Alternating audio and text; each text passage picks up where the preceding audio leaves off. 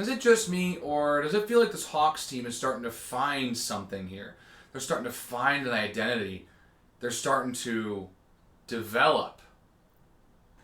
Hey guys, it's week 2 of the NHL season. It's through. The Hawks have played 7 games so far this season. They played 3 in last week. Let's talk about them. Again, to let people know the formatting here, because this is still very new on the channel. I'll be making a video every week this season for the Chicago Blackhawks and discussing the 2, 3, 4 games that they play in that span, to kind of still get you guys some Hawks content regularly, but not force myself to make a video after every game, which I mentioned in the first video I was not very good at when I did a full 82 game season a handful of years ago. So trying to keep my workload still relatively balanced when it comes to this channel, while also still being able to put out some content for you guys regarding the Chicago Blackhawks again.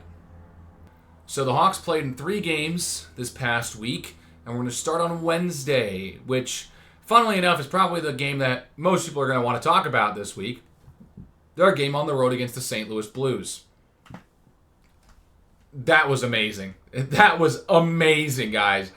I have not seen the Blackhawks dominate on the road like that in a long time. And they did it on prime time, too, on TNT. They embarrassed the St. Louis Blues on the road, and that was just an awesome game to watch.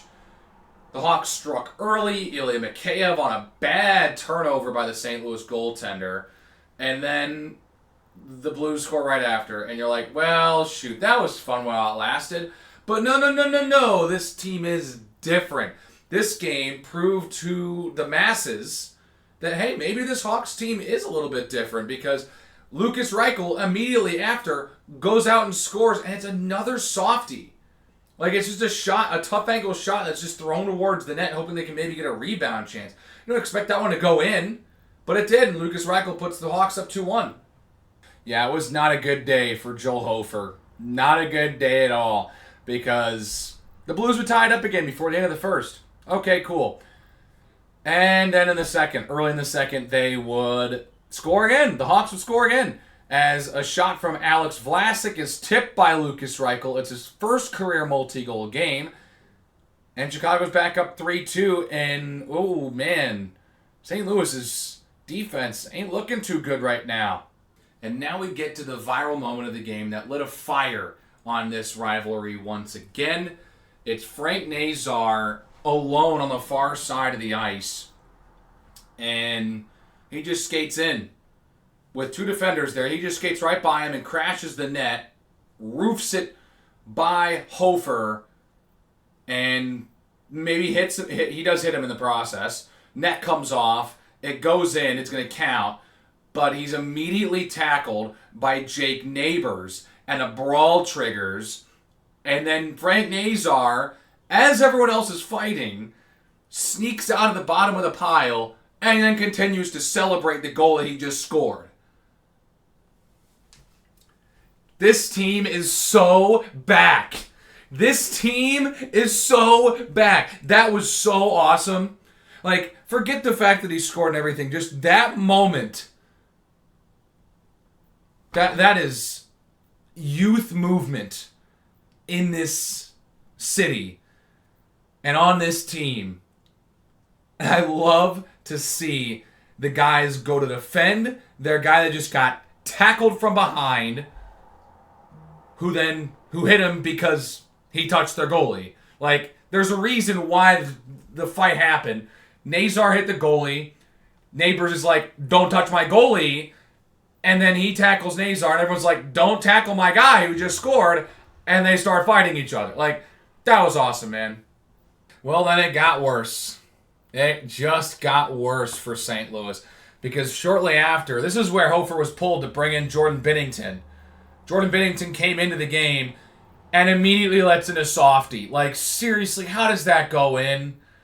Jason Dickinson scores, and dude, it's 5-2 Hawks. It's Jason Dickinson's first of the year. I mean, how do you let that in, Jordan? That was a bad goal to let up from Binnington, and the Hawks would go up 3, and I mean, it was over at that point. Just a complete effort by all the 5 guys that were on the ice, and it rewards Ryan Donato with his first goal of the season as he whacks at it in front, gets it by Hofer. Hawks go up 6-2, and it's a blowout. It's a rout at this point. And it would get worse for St. Louis because shortly after, the Hawks go right on the power play, about 5 minutes into the third. Connor Bedard takes it at the blue line, heads down the near boards, looks back across the entire ice for Teuvo Teravainen. What a pass. What a pass from Connor Bedard right to the stick of Teuvo Teravainen. He doesn't miss, and the Hawks score on the power play. They go up 7-2. And if you didn't think it was over before, it's definitely over now.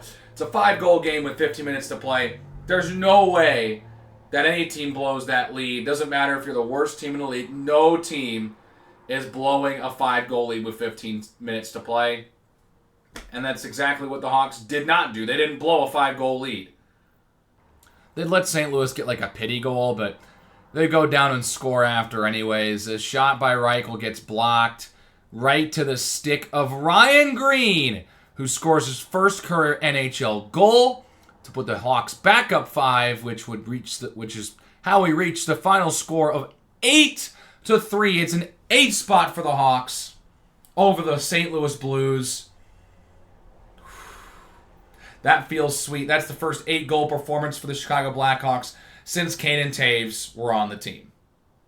The funny thing is, Arvid Soderblom did not play that great. He had a sub-900 save percentage. I mean, I didn't think he played out of his mind, but guess what? He got a ton of goal support.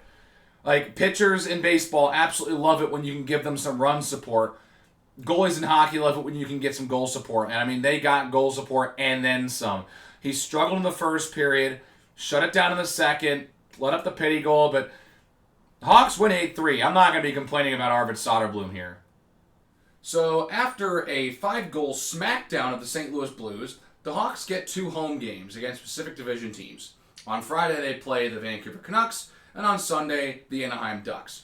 We'll talk about Vancouver first, obviously, since that came first. Going into this game, the Hawks had lost their last 10 games in a row to the Vancouver Canucks. They hadn't won a game against Vancouver since before the pandemic. Wow, that's bad. So they're going to try to break that streak. I'll tell you what, it got off to a good start. They get a power play with about 8 minutes to play in the first period. And Ryan Donato sends it up top. It finds the stick of Andre Burakovsky eventually as Ryan Donato sneaks behind the entire formation to go backdoor. Andre Burakovsky waits, holds, shoots right to the stick of Ryan Donato, who taps it in, and the Hawks go up 1-0 on the power play. Very well designed. Andre Burakovsky sold it very well. Donato with the easy backdoor tip in for his second of the year. Fast forward to the end of the frame, and all of a sudden, the Hawks have got some sustained pressure going. Sam Rinzel throws it towards the net, and Kevin Lankinen, former Blackhawks goaltender Kevin Lankinen, loses his stick on the shot that goes wide. Hawks rally to the puck. They're able to win it back to Rinzel, who fires a shot before it's tipped down by Tyler Bertuzzi. Lankinen makes the save, but the rebound, it's a juicy one right back to Bertuzzi. Gets an easy look and pots it. Chicago's up 2-0 with Tyler Bertuzzi scoring his second of the season. I mean, Bertuzzi got knocked down pretty much right as he shot the puck. He's on one knee as it goes in the net. Kevin Lankinen made a nice effort putting that foot out, up airborne to try and stop it. His efforts were futile. And, well, that sucks for Kevin Lankinen. It doesn't suck for the Hawks. It's actually great for the Hawks. They go into the first intermission up 2-0. The Hawks would immediately respond by allowing 2 goals in the second period. One on the power play to Jake DeBrusk, which that was a scramble in front. It was well designed by Vancouver's power play unit. They all whack at it. DeBrusk's able to put it past Spencer Knight. But it's Max Sasson who ties it up after there's an outlet pass to a wide-open Phil Hronek after a scramble in the near boards, and a nice pass to Max Sasson who redirects it into the open net as Spencer Knight's a little bit out of position. Not good. We go to the third. And the big story for this game is goaltender interference. Yeah. That wasn't goaltender interference. No, it wasn't. I'm sorry to burst your bubble, but it wasn't. A shot from Matt Grzelcyk along the near boards gets thrown towards the net. Lankinen's a little bit out of position. Tyler Bertuzzi whacks at it a little bit. Goes in the net. The whistle, they probably blew a little early, so maybe that wouldn't have gotten called because maybe they blew the whistle really early, which that would have really sucked because there's not really much you can do. The refs blew the whistle. But they ended up saying it's no goal for goaltender interference, and I mean, just look at this. This is ridiculous. That is not goaltender interference. I don't know what. Kevin Lankinen is all by himself. There's no one running into him. I don't understand the call at all. Hawks had a goal taken off the board, and the final 5 minutes of regulation were incredibly stressful. Spencer Knight bailing the team out. Canucks hit a post before it goes to overtime, and now we have to watch overtime. Vancouver dominated overtime. I mean, it had to obviously do with the fact that they gained a lot of momentum after the goaltender interference call. But I mean, seriously, almost every single shot and chance in that overtime session was produced by the Vancouver offense. Spencer Knight, again, makes a couple key saves. The Canucks hit another post. I think they hit the crossbar as well. Like, dude, the post was Spencer Knight's best friend late in that hockey game. And so this game would go to a shootout. 3 go up, 3 go down. For both sides. We go to a fourth round of the shootout. No one scored on either goaltender. Teuvo Teravainen misses. Brock Besser scores, and the game's over. The Hawks lose. Great. That's just wonderful. And it's not just that they lost. It's the fact that they had a goal taken away that really should have counted, and they couldn't rally and still win despite that. That's the frustrating part about that game against a team you just have not been able to beat in over half a decade. You had the lead before it was taken away from you. You couldn't find a way to put it back in. That's the thing. You had some time, you had overtime, and you could not rally. You were outplayed for the rest of the game after that goaltender interference challenge, and that's what's frustrating about that loss. And that one left a sour taste in my mouth. I'm not gonna lie. And then finally we get to their matchup on Sunday against the Anaheim Ducks.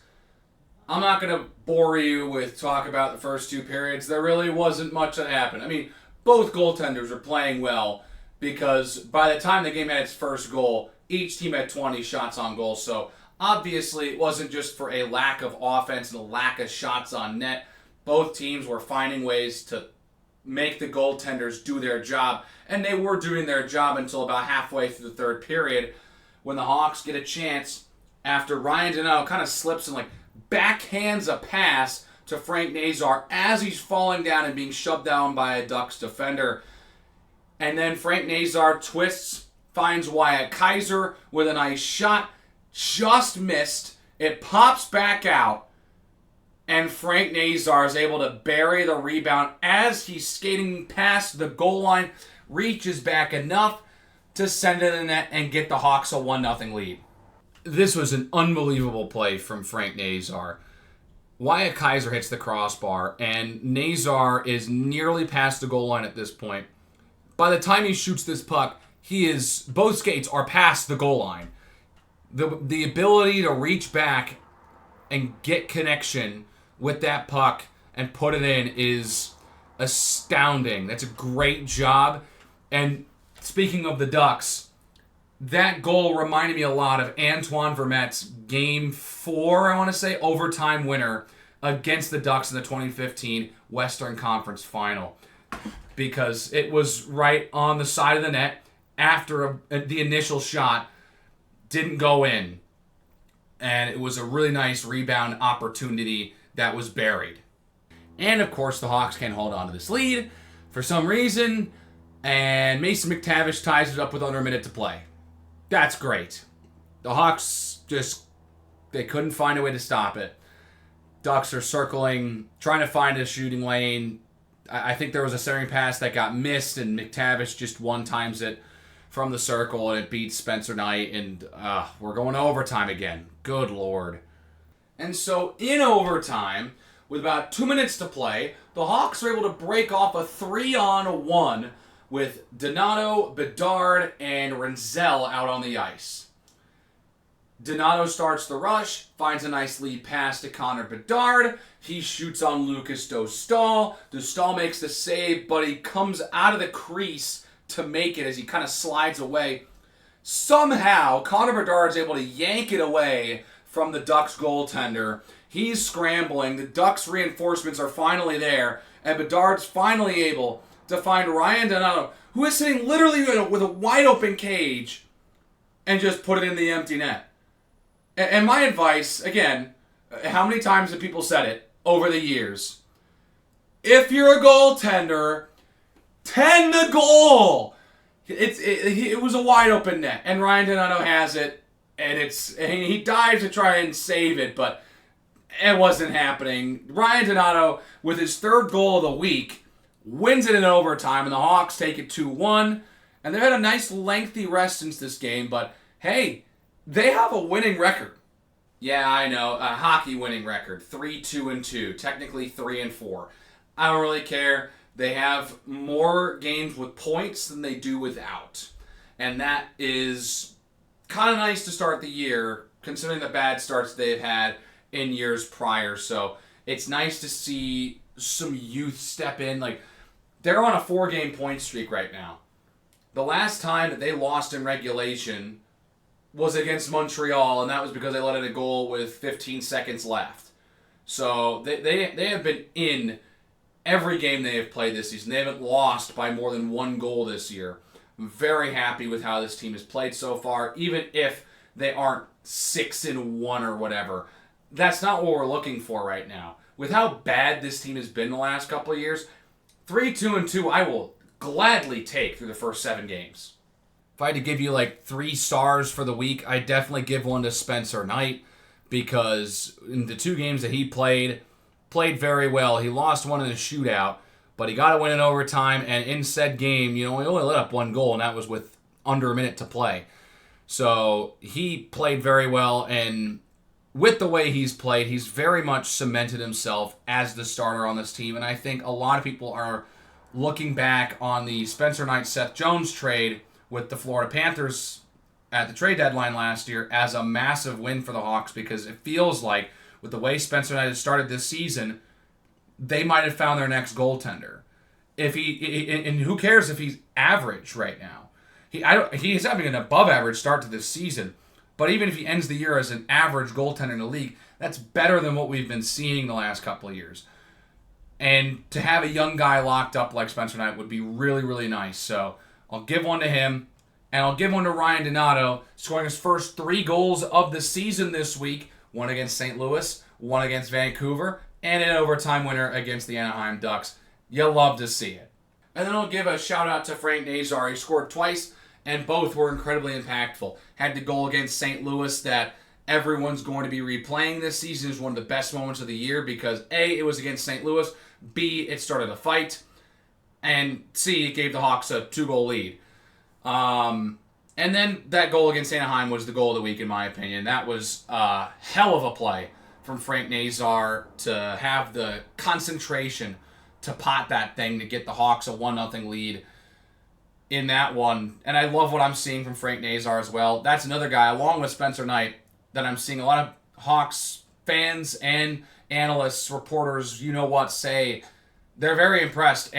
And as the season goes on, you hope that he continues to play like this and prove that the long extension for 7 years is worth it, despite not that big of a sample size. And I think it's already paying dividends. So going forward, they've got 3 games coming up against the Tampa Bay Lightning on the road, and then the LA Kings and the Ottawa Senators at home. 3 teams that were in the playoffs last year. They all were eliminated in the first round, but hey, still playoff teams. So this is going to be a nice test, and I'm really excited to see what this team can do against these squads that were in the dance last year. Because again, once you're in the dance, anything can happen. I mean, we saw the Jets almost lose to the Blues in the first round last year. They were literally a second and a half away from being eliminated. The Jets were. So anything can happen, but we'll see what they can do against teams who were in the playoffs last year. I think this is going to be a really interesting week to see if this team continues to develop. And again, see if they can get to a winning record. Anyways, that's about it. Great week of Hawks hockey, if I do say so myself. Despite the goaltender interference challenge and losing that game, that's not good. But still a successful week in my opinion because, hey, you won the next game in overtime. And before that, you absolutely stomped the St. Louis Blues in their building by 5 goals. Completely shook them. That was awesome. So let's keep it up. Let's see what they got next week. So that's it. Thanks for watching. Hit the like button if you like to. Hit the subscribe button if you want to see more content from me. Keep the conversation going in the comment section below. Let me know how you feel about this second week of Hawks hockey. What do you think about Frank Nazar, Spencer Knight, Connor Bedard? What do you think about the team as a whole? Let me know, and I will see you all in the next video.